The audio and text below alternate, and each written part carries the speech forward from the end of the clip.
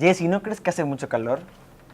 Mi celular muestra que estamos a 40 grados centígrados. ¿Qué será lo que está pasando que la temperatura va en aumento? Debe haber alguna manera de evitarlo, ¿no crees? Así es por eso que hoy Ingenio Viral se traslada hasta el Centro de Investigaciones Científicas de Yucatán, el CICI, para hablar con el doctor Juan Manuel Lupuy acerca de este tema. Pero antes, veremos una cápsula para enterarnos y adentrarnos más en el tema. No le cambies y comenzamos en este tu programa, Ingenio Viral.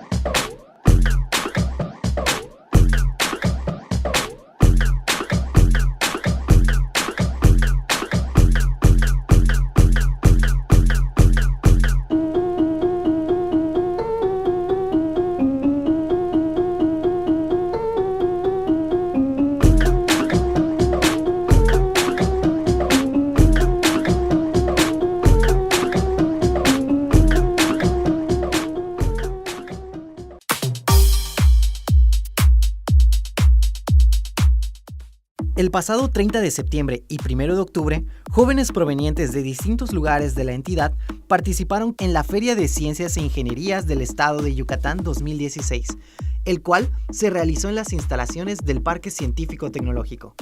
En la categoría Comportamiento y Ciencias Sociales, los ganadores fueron los estudiantes Isaí Arturo Medina Fernández y Josué Arturo Medina Fernández, con saberes y experiencias del uso de la medicina tradicional en el cuidado de la persona con diabetes en el pueblo maya. En la categoría de bioquímica se impusieron María Fernanda Suárez Hernández, Stephanie Ailín Cervera Méndez y Viviana Guadalupe Cisneros Zumárraga, con el proyecto Identificación de microorganismos en 3 tipos de alimentos sólidos y líquidos en la zona del mercado Lucas de Gálvez de la ciudad de Mérida, Yucatán. La categoría de sistemas de software se la llevaron los jóvenes Fernando Javier Aguilar Canto, Ángel Adrián Campos Borges y José Salvador Castro Ayuso, con la propuesta Desarrollo de herramientas informáticas para el diseño del lector automático para invidentes. Los ganadores obtuvieron el derecho a participar con sus proyectos en la Feria Nacional de Ciencias e Ingenierías, que se llevará a cabo en la Ciudad de México del 30 de octubre al 1 de noviembre del presente año, buscando así un lugar para participar en el certamen internacional Intel ICEF 2017. Con la finalidad de reconocer, estimular y fomentar la creatividad e imaginación de los niños que estudian en las escuelas primarias del Estado de Yucatán, se convoca a niños que se encuentren estudiando en las escuelas primarias del Estado de Yucatán al Premio de Creatividad Infantil 2016. Asimismo, se convoca a jóvenes que se encuentren estudiando en las escuelas de nivel básico, media superior y superior a participar en el concurso de ciencia juvenil. Para conocer más información, visita la página www.cies.yucatan.gov.mx. La ExpoCiencias es el programa de Red Nacional de Actividades Juveniles en Ciencia y Tecnología que se realiza con el fin de promover la participación de los jóvenes a través de proyectos científicos y técnicos de investigación, innovación y divulgación, de primaria hasta licenciatura. Tú puedes participar en ExpoCiencias Yucatán 2016. Consulta las bases en www.cies.yucatan.gov.mx. Tienes hasta el 14 de octubre para registrar un proyecto y a tu equipo. El viernes 14 de octubre en la ciudad de Mérida, Yucatán, se realizará la 8ª Jornada Nacional de Innovación y Competitividad, con el propósito de favorecer la reflexión y el intercambio de experiencias en torno a la innovación del sector en México y otros países, con el fin de propiciar el desarrollo económico y social en nuestra nación. Para mayor información, favor de escribir al correo jornada.innovacion@conacid.mx.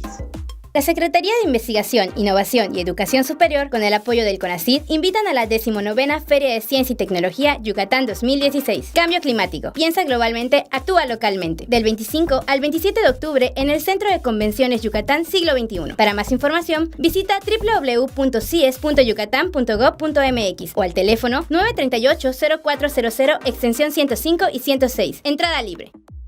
Gobierno del Estado, comprometidos con tu bienestar.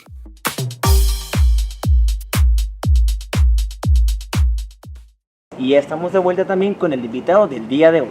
En esta ocasión nos acompaña el doctor Juan Manuel Dupuy, quien nos hablará acerca del calentamiento global. Vamos con él.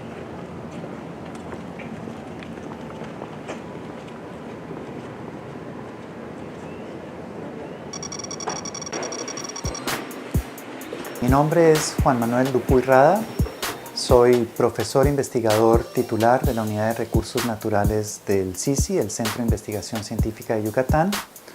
Realicé mis estudios de licenciatura en Biología en Colombia, en la Universidad de los Andes, en Bogotá, Colombia, y los estudios de maestría y doctorado en la Universidad de Connecticut, en Estados Unidos. En particular, he estudiado las selvas tropicales, la ecología de las selvas tropicales, principalmente en plantas. Y me he enfocado en, por un lado, el proceso de sucesión, de regeneración de estas selvas, cómo se recuperan después de que han sido transformadas a sistemas agrícolas o pecuarios, cómo se recuperan. Y por otro lado también me he enfocado más recientemente en estudiar lo que se conoce como dinámica del carbono, saber cuánto carbono hay, dónde está almacenado y cómo va cambiando en estas selvas como una estrategia para mitigar el calentamiento global. Doctor, en muchas ocasiones las personas confunden el calentamiento global con el cambio climático. ¿Podría explicarnos la diferencia entre estos dos? Claro. El cambio climático es algo más amplio que abarca el calentamiento global. El cambio climático se refiere al cambio en el patrón histórico del clima, visto de una manera muy general. Entonces, el clima, parte del clima es la temperatura promedio de la atmósfera o de los océanos, pero el clima es más que eso. El clima incluye los patrones de precipitación, incluye también variables como la humedad, por ejemplo, y no solamente la temperatura.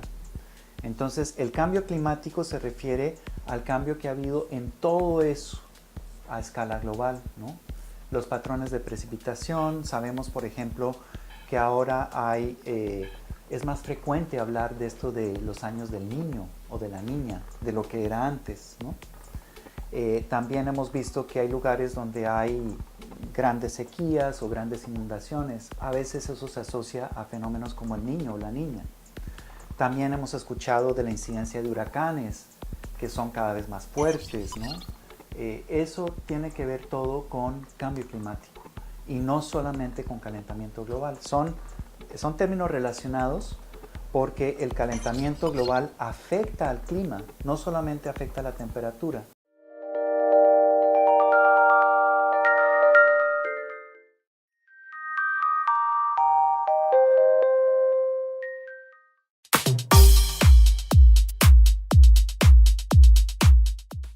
Aunque no lo parezca, los alimentos que elegimos para comer tienen un efecto sobre el medio ambiente. Podemos generar beneficios ambientales importantes como la reducción de emisiones de efecto invernadero, la reducción del uso de productos químicos tóxicos y hasta la conservación de especies y entornos marinos con el simple hecho de modificar algunos de nuestros hábitos alimenticios.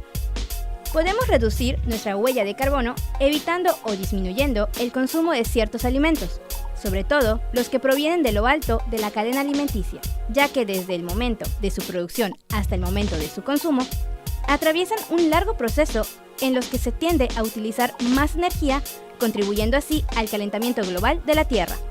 Una opción recomendable es reducir la ingesta de este tipo de alimentos, sustituyéndolos con productos orgánicos, ya que estos representan una opción más segura para el medio ambiente, sobre todo porque en su producción no se utiliza ni pesticidas ni fertilizantes sintéticos. Una opción más para contribuir a nuestro medio ambiente es evitar el desperdicio de alimentos. Es por eso que es importante comprar alimentos que puedas consumir antes de que caduquen, para minimizar el desperdicio. No olvides consumir lo que se produce en tu región. La compra de alimentos producidos localmente puede ayudar a reducir el uso de energía y la contaminación asociada con su transporte, almacenamiento y refrigeración.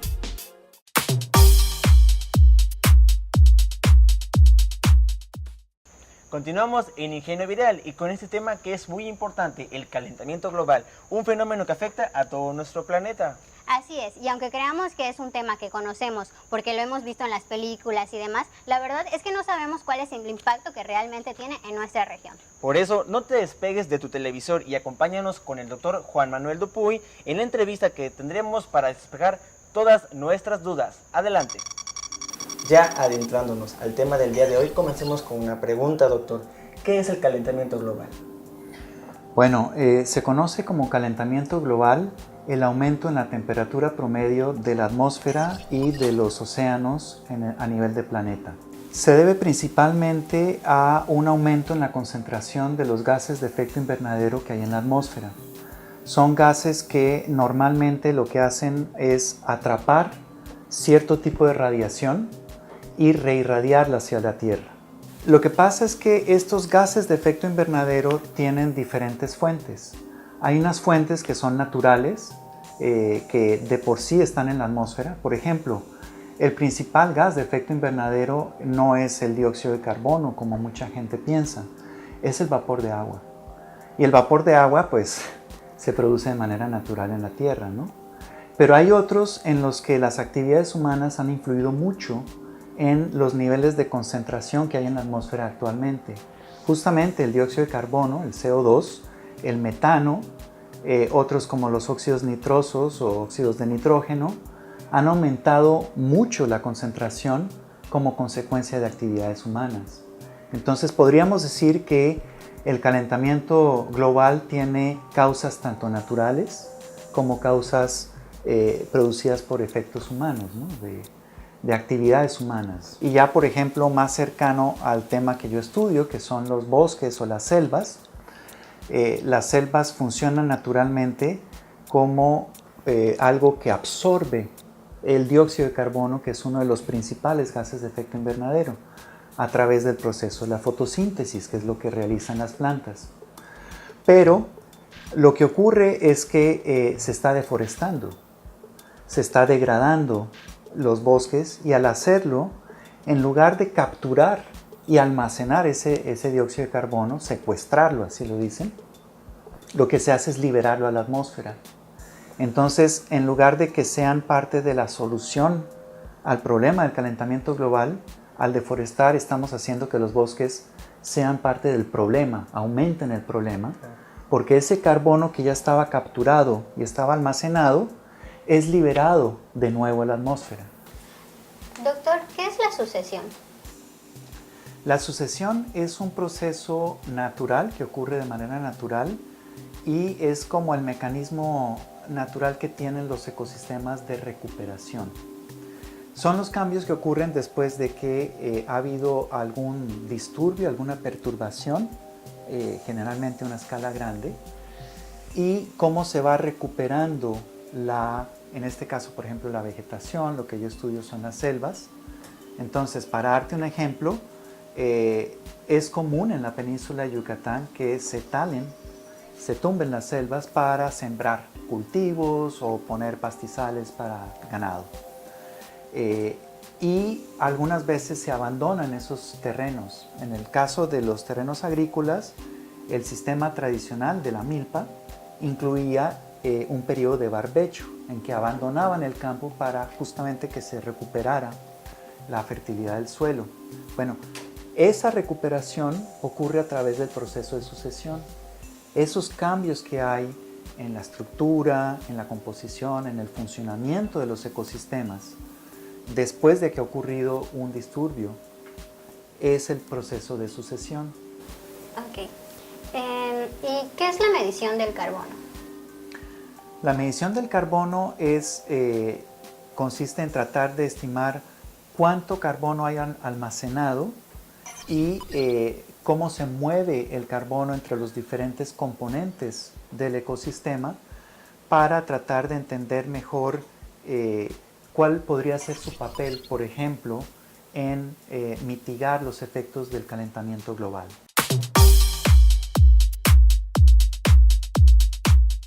El calentamiento global tiene un gran impacto en los ecosistemas vivos.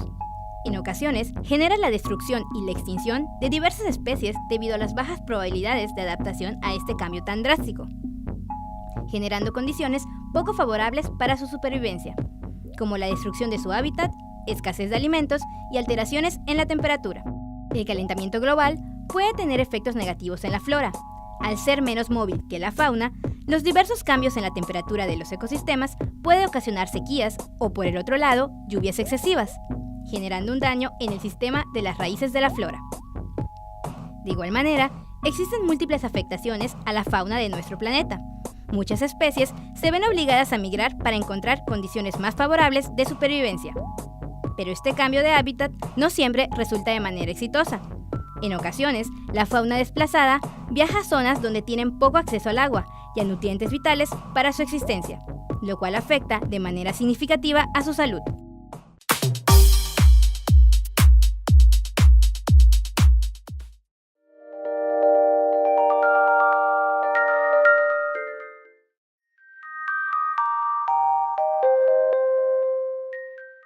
Ya regresamos a Ingenio Viral. Como ya mencionamos, el tema del día de hoy es calentamiento global. Así es, Jessy. ¿Tú sabías que anualmente la Antártida pierde alrededor de 152 kilómetros cúbicos de hielo? De ocasionar esto y seguir en ese nivel en el que va, fíjate que las islas desaparecerían en un futuro.